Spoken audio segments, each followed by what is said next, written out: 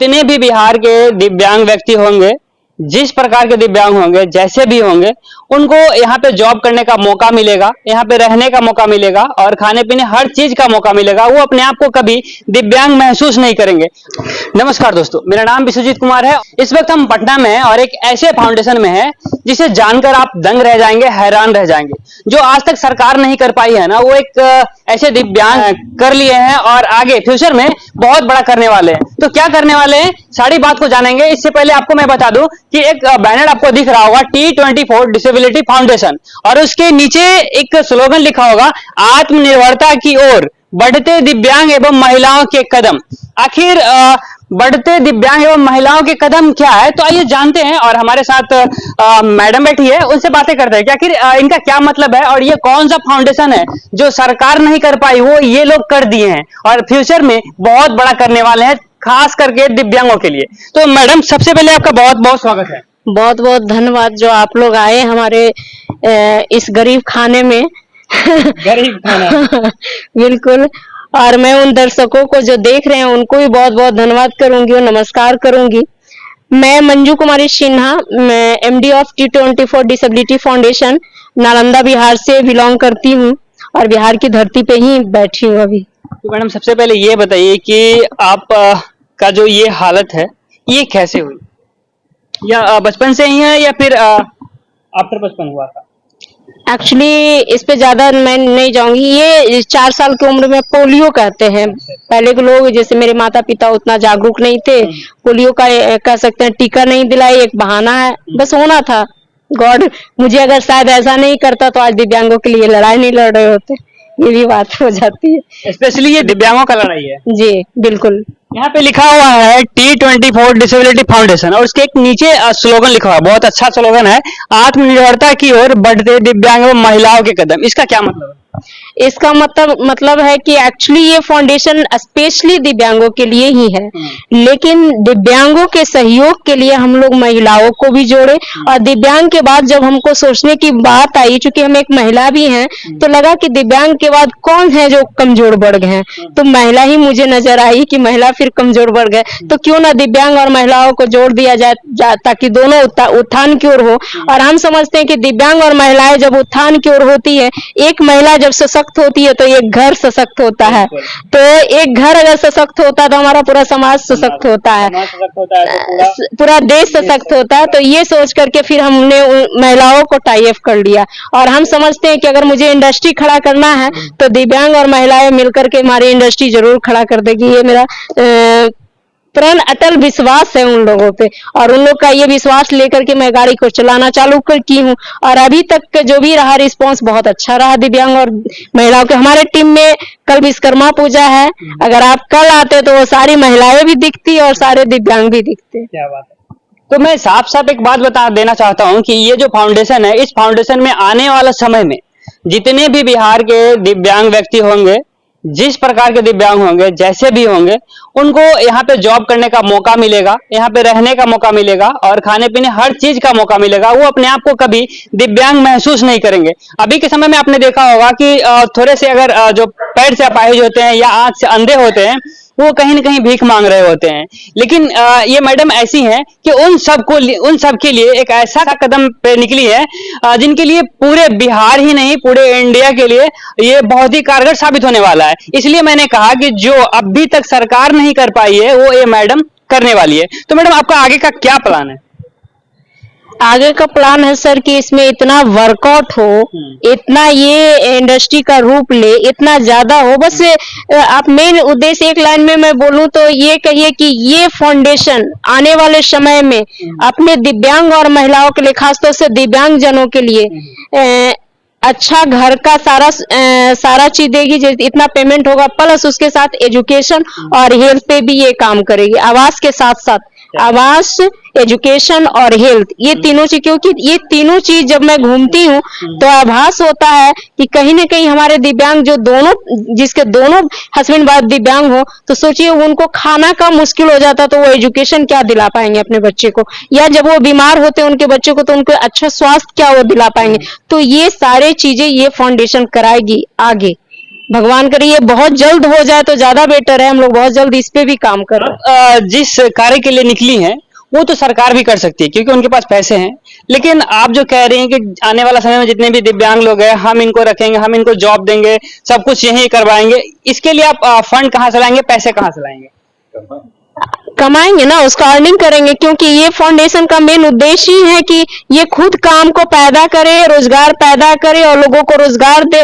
तो अभी जैसे अभी जो ये फाउंडेशन है वो वेस्टेज फ्लावर जो मंदिर में लोग फेंक दिया करते हैं, मंदिर है, फिर क्या करता है शादी ब्याह में फूल का यूज करते हैं, बर्थडे पार्टी में आप लोग फूल का यूज करते हैं, घर में पूजा पाठ करते हैं, वो कहीं ना कहीं कचरा में ही जाता है और कचरा में जाता है तो हमारे वातावरण को भी दूषित करता है।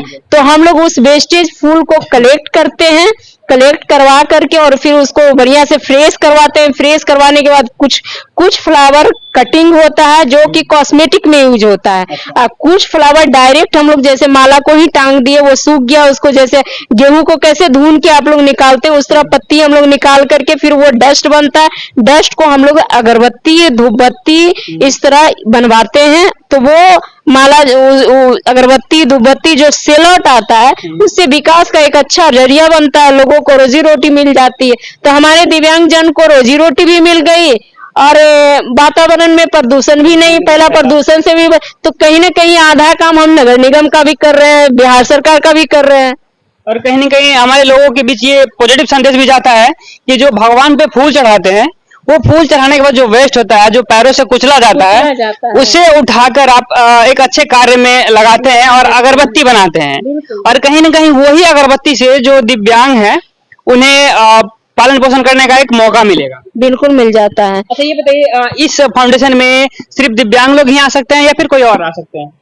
आने वाले समय में ऐसा नहीं है कि दिव्यांग लोग ही आएंगे, जरूरत के हिसाब से जहाँ पे जरूरत लगे कि भाई ये काम कोई दिव्यांग से नहीं हो सकता, हमको यहाँ पे अगर जनरल लोगों की जरूरत है, क्योंकि हम इंडस्ट्री खड़ा करने की बात कर रहे हैं, ऐसा कुछ तो है नहीं। हाँ, उद्देश्य मेरा यही है कि ज्यादा से ज्यादा दिव्यांग लोगों को कैसे हम बेनिफिट उठा पाए।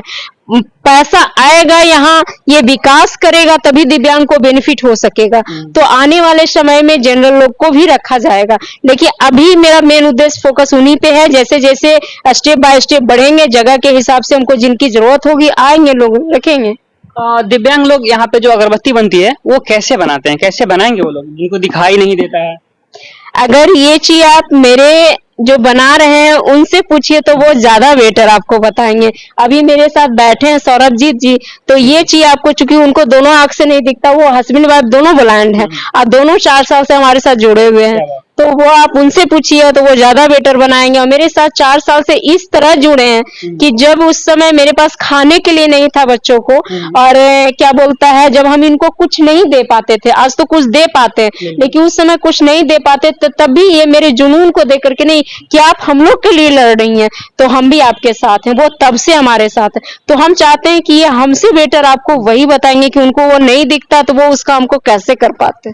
उनके पास भी चलेंगे और आपको एक ऐसा पॉजिटिव संदेश देंगे समाज में जिसे देखने के बाद आपको लगेगा कहीं ना कहीं मैं जो अपने आप को दिव्यांग महसूस कर रहा हूँ, जो भी दिव्यांग लोग हैं कि वो सोचते हैं कि मैं कुछ नहीं कर पा रहा हूँ, इनसे आपको पॉजिटिव संदेश मिलेगा। उसके बाद कहीं ना कहीं आपको जुनून जगेगा कि नहीं, मैं इस धरती पे जीवित हूँ तो किसी न किसी कारणवश जीवित हूँ। मैडम ये बताइए कि अभी इस फाउंडेशन में कितने लोग काम कर रहे हैं? अभी 10 लोग प्रेजेंट में काम करते हैं। 5 लोग ऐसे हैं जिनको जरूरत के हिसाब से बुलाते हैं, कभी कभी जैसे डिमांड ज्यादा आ गया तो 5 लोग और, यानी मिला जुला के 15 लोग हैं। देखिए रेगुलर 10 ही लोग का पेमेंट जा रहा है, 5 लोग ऐसे हैं जो जिनका कम ही पेमेंट बन पाता, क्योंकि वो कमीशन बेस पे आते हैं। तो जितना काम किए मंथ में, कभी ऐसा हुआ कि महीना में 8 दिन काम किए, 10 दिन काम किए तो 10 दिन, लेकिन मिला जुला के टीम 15 लोगों का है। अच्छा, इस फाउंडेशन में काम को आगे बढ़ाने के लिए नेता वगैरह लोग आगे आए हैं या नहीं अभी तक? नहीं, कोई भी लीडर फाउंडेशन में आए हैं, उनका पैर आया है लोग, हाँ पैर आया है, आश्वासन भी बहुत मिला कि ये कर देंगे वो कर देंगे, लेकिन अभी तक उन लोगों से मुझे कुछ वैसा नहीं मिला। हाँ, शुरू से ही अगर कोई है, जैसे कुछ IAS अफसरों से मुझे लुत्फ मिला है, जैसे कि नगर निगम देखा जाए तो शुरू से ही नगर निगम मुझे मौखिक रूप में, कभी लिखित नहीं मिल पाया आज तक, मौखिक रूप में ही कुछ जगह मुझे मिली। अभी जैसे हाउसिंग बोर्ड के जमीन पे बैठे हैं, ये भी मौखिक है, ये भी कोई लिखित नहीं है मेरे पास, ये भी मौखिक है। कब बोले कि हट जाओ तो हटना पड़ेगा। तो ये भी मौखिक है। और एक कि खादी ग्रामीण उद्योग आयोग है जो भारत सरकार की योजना के तहत अभी वहाँ, ये बिहार का बहुत बड़ी उपलब्धि है या कहिए बिहार की बहुत बड़ा लक है कि वहाँ पे अभी हनीफ मेवाती जी जैसे अफसर बैठे हैं, वो डायरेक्टर है वहाँ के, तो उनका मुझे सहयोग रहता है जब भी कभी वो एक खड़े हैं। और नगर आयुक्त हैं वो भी कोऑपरेट में है। जैसे ये मशीन अभी देख रहे हैं 1,20,000 का है, मोमबत्ती बनाने वाली जी मशीन। जी, अगर ये शायद मशीन न मिली होती तो मेरा फैक्ट्री अभी बंद पड़ा होता, जो 6 महीना बंद रहा है इसी मशीन की वजह से। तो ये भारत सरकार की एक योजना थी, उस योजना में मैंने 10-11 दिन का ट्रेनिंग लिया था। वो 3 तल्ले पे मुझे चढ़ना पड़ता था, लेकिन इस मशीन को लेने के लिए हम 3 तल्ला पे चढ़ के वो ट्रेनिंग लिए। और ट्रेनिंग ये बोले भी कि इतना कैसे चढ़ पाओगे, हम कि नहीं, हमको अगर ये मशीन मिलता है तो कई दिव्यांगों का मेरा रोजगार चला जाएगा। तो मैं 11 दिन वो जमीन को पकड़ पकड़ के, क्योंकि रेलिंग नहीं रहने की वजह से मुझे सीढ़ियां पकड़ के चढ़ना पड़ता था, वो ट्रेनिंग मैंने लिया और मुझे ये मशीन मिला। और मेवाती जी का आज ये बहुत बड़ा सहयोग एक और है कि उन्होंने हाल ही मुझे पर्सनली वो मुझे एक सर्टिफिकेट दिया है, जिससे कि मुझे पूरे ऑल ओवर इंडिया में जितना भी खादी मॉल है मेरा प्रोडक्ट जा सकता है। ये उनका एक दिन है, वो उन्होंने कह सकते हैं, उन्होंने मुझे गिफ्ट दिया है कि भाई मैं मंजू जी को जानती हूँ, अच्छा काम करते हैं, उन्होंने खुश होकर के ये दिया। तो ये भी एक बहुत बड़ा सहयोग है। अच्छा मैडम, हमारे जो बिहार के मुख्यमंत्री जी नीतीश कुमार जी हैं, तो उनको आपने कभी ये आइडियाज बताया या नहीं? नहीं, एक्चुअली अभी तक मैं नीतीश कुमार जी तक नहीं जा पाई हूँ। और बहुत जल्द हम लोग अभी कल परसों का ही आजाद रजिस्ट्रेशन वहाँ टाइमिंग ली हूँ। अब 2-3 दिन में अगर टाइम मिलेगा तो मैं वहाँ मिलने वाली हूँ, वो इस जमीन के लिए मिलने वाली हूँ मैं। तो देखिए क्या होता है, आप लोग का आशीर्वाद रहा तो शायद अगर मिल जाए तो ये दिव्यांगों के लिए बहुत बड़ी उपलब्धि है। 4 साल पहले जब ये कंपनी स्टार्ट हुई थी तो किस प्रकार स्टार्ट हुई थी? ये कंपनी हम रेंट पे थे और रेंट के एड्रेस से ही इसका रजिस्ट्रेशन करवाए थे। और फिर हम लोग नगर निगम से वो 10/12 का मौखिक रूप में खोली लिए। और वहां पे हम लोग शुरू में चाय पत्ती वगैरह का कुछ रख करके और कुछ सेलिंग ट्रेडिंग कर सकते हैं, हमारे बायोलॉजी में है ऐसा। तो हम लोग सॉक्स वगैरह भी साथ में सेल करते थे, तो उससे जो पैसा अर्निंग हो जाता था थोड़ा बहुत धीरे धीरे करके हम लोग इसी तरह विकास किए। वो अभी भी वो दुकान है वहाँ, आज के डेट में कितो कम तो 5-6 लाख का वहाँ माल है कपड़े का।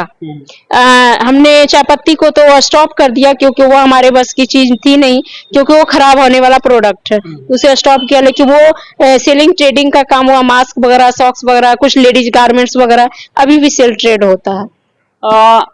इंपोर्ट एक्सपोर्ट कैसे होता है यहाँ से इंपोर्ट एक्सपोर्ट पोस्ट ऑफिस के माध्यम से होता है। उनका भी बहुत बड़ा सहयोग रहा है शुरू से। वो पोस्ट ऑफिस वाले, ऐसा है अनिल सर का जो चीफ डायरेक्टर जो है उनका है कि एक तो जीएसटी फ्री कर देते हैं वो, और दूसरा वो मेरा जो सामान लेने का होता है वो गाड़ी यहाँ आ जाती है, वो लोग खुद यहाँ के पैकेजिंग करते हैं और तब ले जाते हैं। ये सहयोग है उनका, तो ये भी बहुत बड़ी सहयोग है उनका। तो हमारे साथ मंजू जी थे और इनका क्या प्लान है इन्होंने बताया। बाकी और भी लोग हैं और सबसे बड़ा मोटिवेशन तो अभी बाकी है, उनसे भी मैं रूबरू करवाऊंगा।